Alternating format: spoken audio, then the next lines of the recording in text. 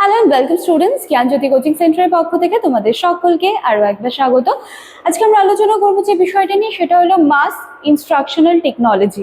ঠিক আছে, মাস instructional technology, এবং এটার মধ্যে থেকে সেমিনার যে জায়গাটা রয়েছে বা আলোচনা সভা যে জায়গাটা রয়েছে, সেটা নিয়ে কিন্তু আজকে আমাদের ক্লাস বা আলোচনার বিষয়।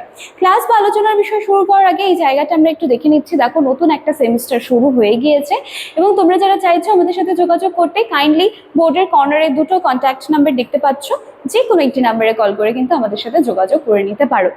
এবার আমরা ঝটপট দেখে নিচ্ছি কোর্স ফি কত কি রয়েছে। দেখো, for entire semester for major students তোমাদের কোর্স ফি কিন্তু ধার্য করা হয়েছে মাত্র 1199 টাকা, এবং মাইনর স্টুডেন্টসদের জন্য কোর্স ফি ধার্য করা হয়েছে 699 টাকা, 699। এই হচ্ছে পুরো বিষয়। চলো এবার আমরা আলোচনার বিষয়ে ফিরে আসছি। দেখো,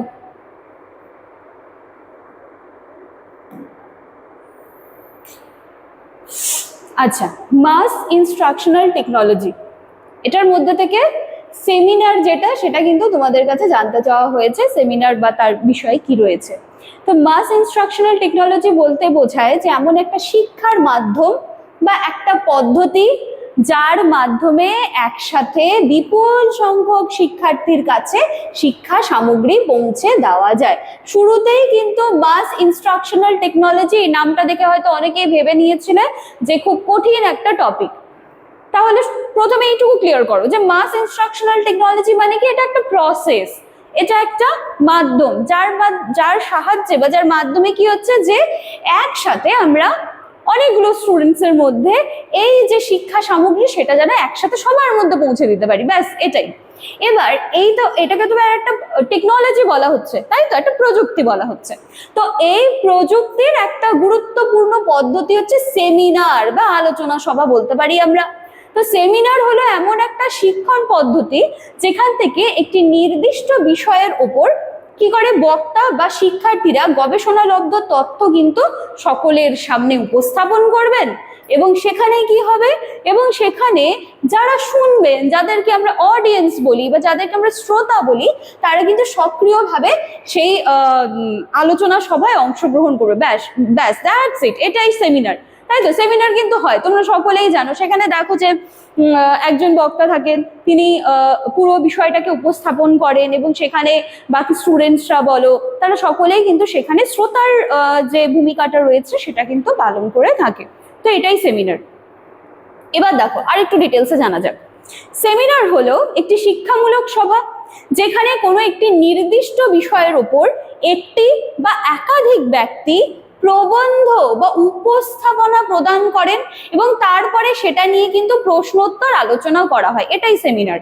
এটি শিক্ষার্থীদের জ্ঞান গভীর করার পাশাপাশি কি হয় যে তাদের থট প্রসেস, ঠিক আছে, তারা কিভাবে সেই বিষয়টা নিয়ে চিন্তা ভাবনা করছে, তাদের চিন্তা শক্তি বা যোগাযোগ দক্ষতা বাড়াতে কিন্তু সাহায্য করে।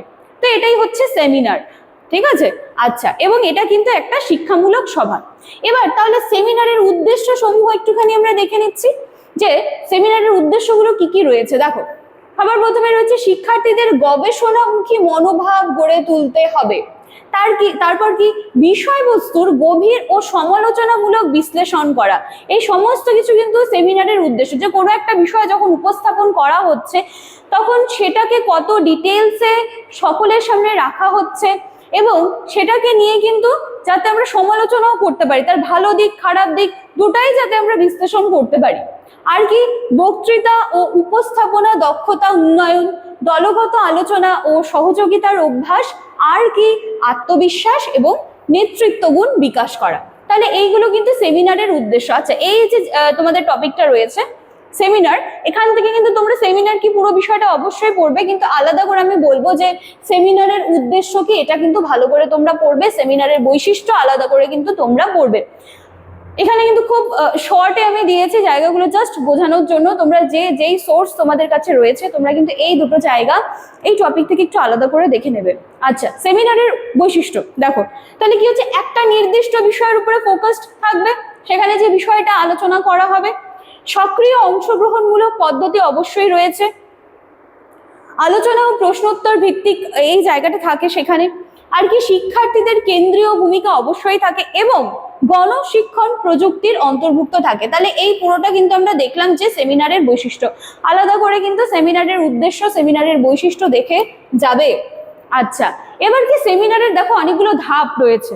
তাহলে সবার প্রথমে আমাদেরকে সিলেক্ট করতে হবে যে আমরা কোন টপিকে বা কোন বিষয়ে এই আলোচনা সভায় সেই বক্তৃতা আমরা উপস্থাপন করব। তাহলে সবার প্রথমে আমাদেরকে বিষয় নির্বাচন করতে হবে। তারপর কি গবেষণা প্রস্তুতি রয়েছে, তারপরে সেটাকে আমাদেরকে প্রেজেন্ট করতে হবে। আচ্ছা, উপস্থাপন। তারপরে সেখানে কিন্তু অবশ্যই আলোচনা যখন থাকবে সেখানে কিন্তু প্রশ্নোত্তরটাও থাকবে, ঠিক আছে। সেখানে যেমন শ্রোতারা রয়েছে তাদেরও সক্রিয় অংশগ্রহণ থাকবে। তাদের মনে যদি কোনো রকম ডাউট থাকে বা কোনো কিছু কোয়ারিজ থাকে, তারা কিন্তু সেখানটায় প্রশ্নোত্তর ডেফিনেটলি করতে পারবে। আর কি রয়েছে, মূল্যায়ন এবং উপসংহার অবশ্যই রয়েছে।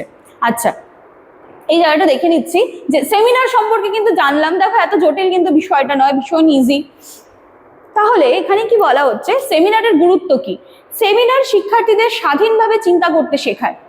আচ্ছা, এটি শুধুমাত্র তথ্য গ্রহণ নয়, বরং তথ্য বিশ্লেষণ এবং সেটাকে কিন্তু প্রয়োগেও সাহায্য করে।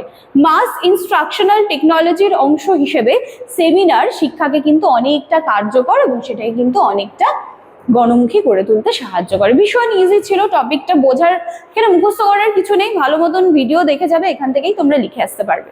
তো এই ছিল আজকের ক্লাস বা আলোচনার বিষয়। আশা করছি ভিডিও তোমাদের ভালো লাগবে। ভিডিও ভালো লাগলে ভ্যালুয়েবল কমেন্টস গুলো কমেন্ট সেকশনে রেখে যেতে ভুলবে না। দেখা হচ্ছে আবার নেক্সট দিনের ক্লাসে। Thank you.